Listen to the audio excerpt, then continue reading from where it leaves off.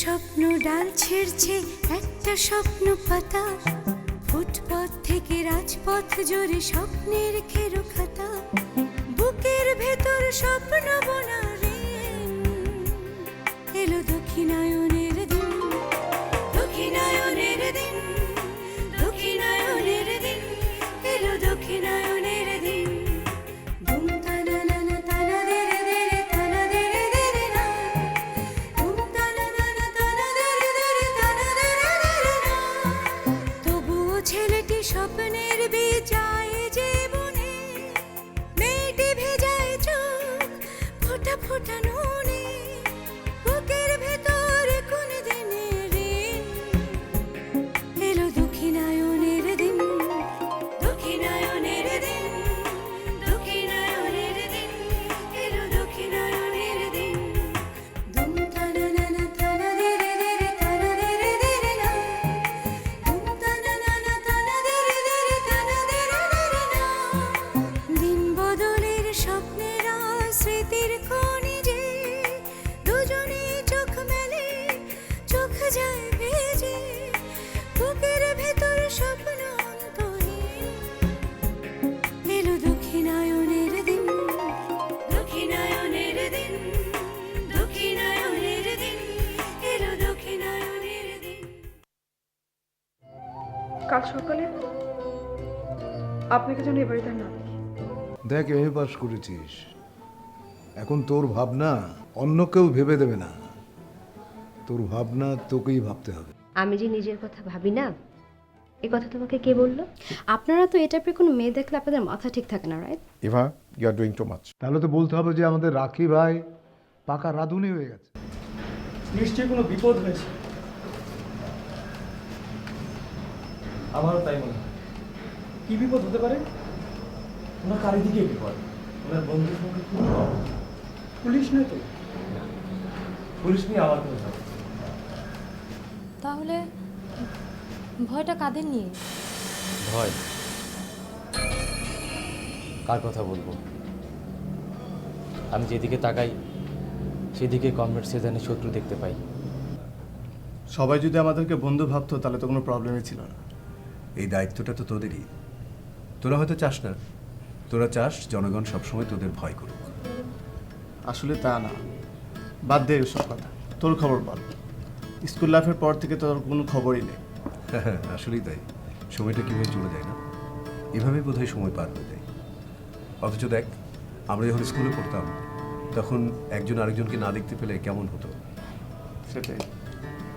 ওনার সাথে পরিচয় করে দিলি না? ও সরি, ও মনির কথা তো মনে আছে? ওই যে মোটা পাওয়ারে চশমা পড়তো। হ্যাঁ হ্যাঁ হ্যাঁ হ্যাঁ, ও হচ্ছে মনির ছোট বোন রাখি। আসসালামু আলাইকুম। মনি কেমন আছে? মনি তো অনেক আগেই মারা গেছে। তুই তখন ছিলি না বলে জানতে পারিস না। ও সরি। এনিওয়ে, আজ তাহলে উঠি। আমি অন ডিউটিতে আছি শাহবাগ থানায়। তো একদিন আসিস, এক সময় জমে আড্ডা দেওয়া যাবে। আল্লাহ হাফেজ।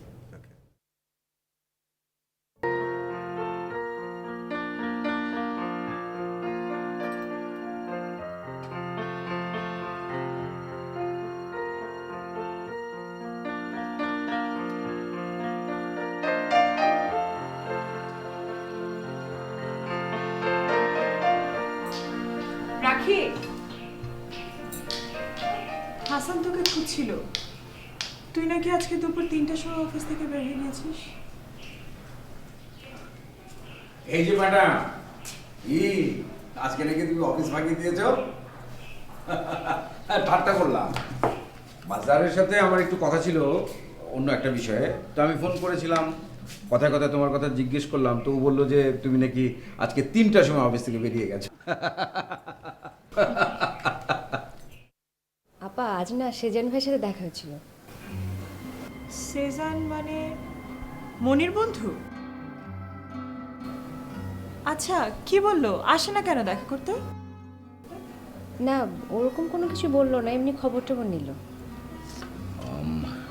তোমাকে একটা কথা বলি ম্যাডাম, তুমি কিছু মনে করো না। তুমি এখন একটা রেপুটেড ফার্মে চাকরি করছো। এখন এই সমস্ত পলিটিক্যাল লোকদেরকে এড়িয়ে চলাই কিন্তু ভালো। কখন অফিসে পুলিশ এসে যাবে। হ্যালো, হ্যাঁ, এখানে দেখা যাচ্ছে যে 14 তারিখের 5টা আর 15 তারিখের 10টা বুকিং দেওয়া আছে। আমার মনে হয় যে আজকে যদি এটার কনফার্ম না হয় পরে প্রবলেম হবে। ওকে, তাহলে এটা কনফার্ম।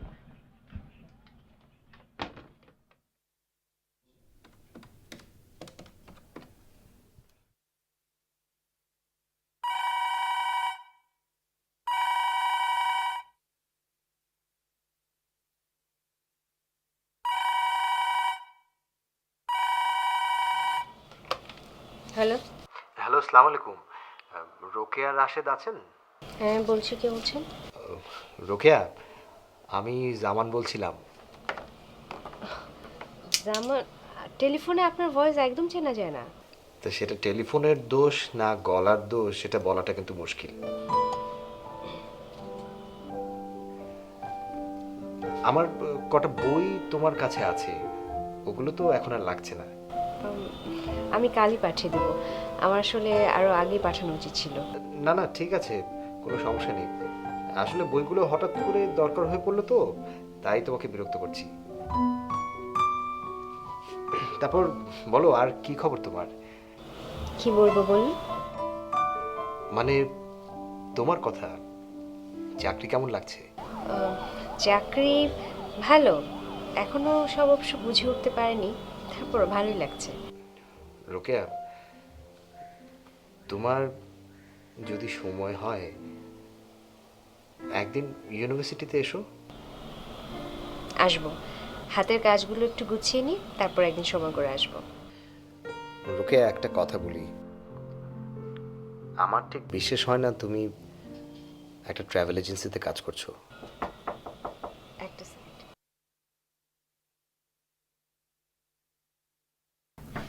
হ্যালো মিস রোকেয়া, আমি আপনাকে লাস্ট হাফ অ্যান আওয়ার ধরে কল করছি, বাট আপনার লাইনটা বিজি আসছে। And now I know why. Anyway, I hope you remember আমাদেরকে আজকে এভিয়েশন এমপ্লয়মেন্ট অ্যাডভান্স টুলস এবং অ্যাকিউজিশন রিপোর্টটা সাবমিট করার কথা। আই হোপ আপনি এটাও ভুলে গেছেন। আর কিছু বলবেন miss Morrison? A piece of advice, personal কারণে অফিসের ফোন ইউজ করাটা আনইথিক্যাল, ডোন্ট ফরগেট দ্যাট। আর হ্যাঁ, I have double checked the report. Kindly have a look. And go back to your conversation. ফোনে কথা বলুন, okay? Bye.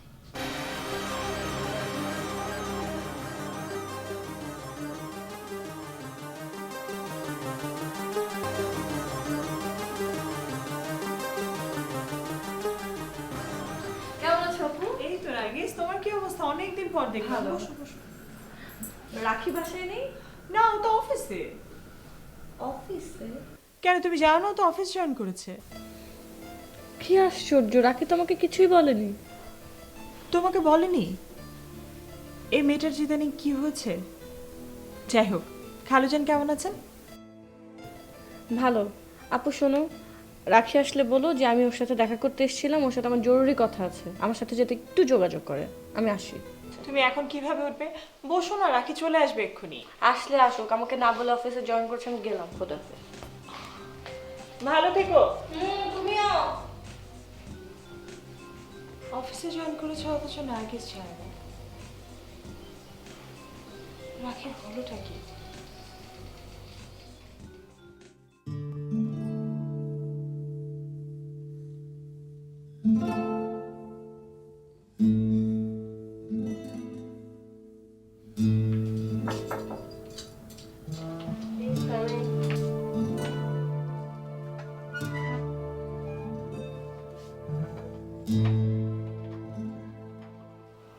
কিছু বলবেন? Miss Rashid, I'm seriously so sorry. It's okay. আপনার আসলে দুঃখিত হওয়ার কিছু নাই, আপনি তো ঠিক কথাই বলেছেন। পার্সোনাল কাজে অফিসে টেলিফোন এত সময় ধরে ইউজ করাটা উচিত না। I think আপনি আমার উপর এখনো রাগ করে আছেন। আমি কখনো কারো উপর রাগ করি না। মিস রাশেদ, সত্যি আপনি অনেক স্ট্রেঞ্জ। না, সেটা না, আসলে অকারণে কারোর উপর রাগ করাটা উচিত না। আপনি কি আমাকে মিন করছেন? শিওর?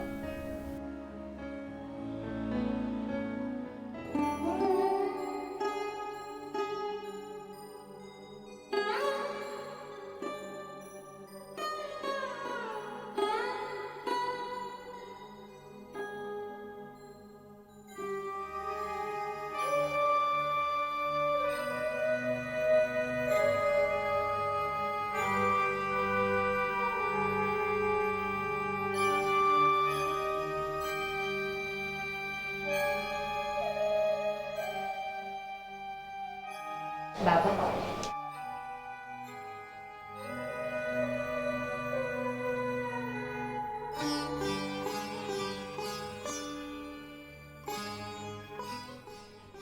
কি হয়েছে তোমার রাখি ভাই? তোমার কি মন খারাপ?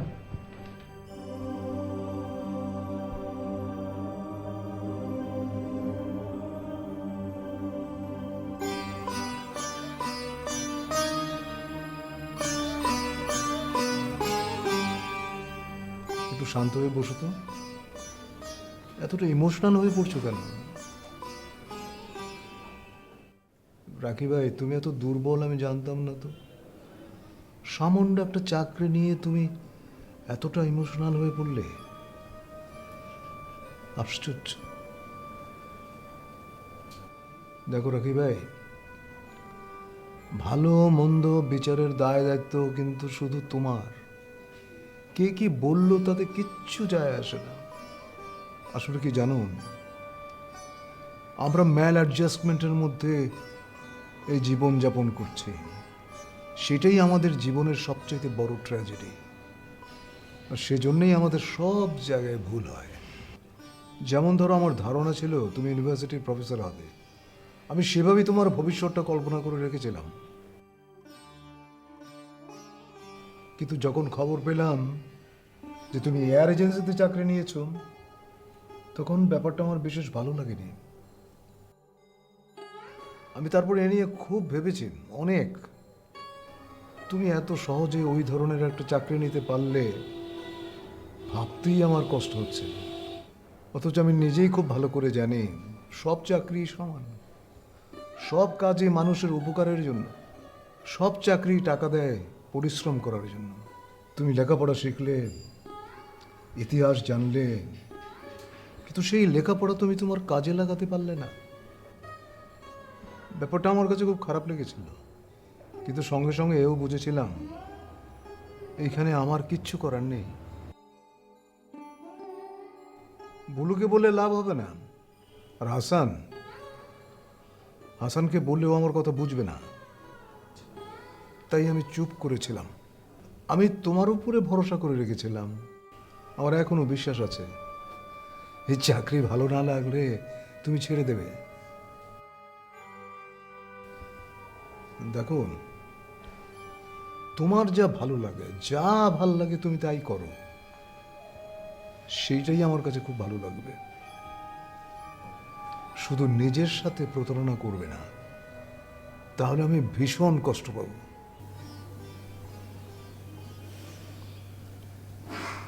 বাবা, শেজান ভাইয়ের সাথে দেখা হয়েছিল। তাই নাকি? রাস্তায় উনি রেস্টুরেন্টে খেতে যাচ্ছিলেন, আমি সাথে করে নিয়ে গেলাম। অনেক কথা বলল, সবই রাজনীতির কথা, নিজের কথা একদম ভাবে না। ওই মনির মতো।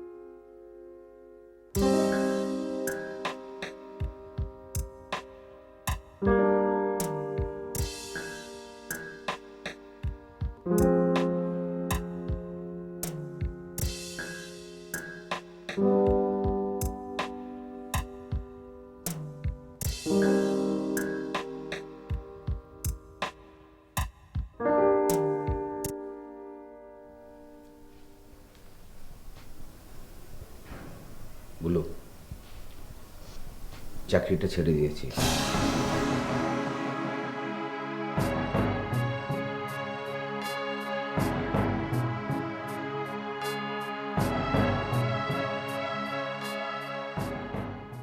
একটা স্বপ্ন ডাল ছেড়ছে, একটা স্বপ্ন পাতা, ফুটপথ থেকে রাজপথ জোরে স্বপ্নের খেরো খাতা, বুকের ভেতর স্বপ্ন বোনা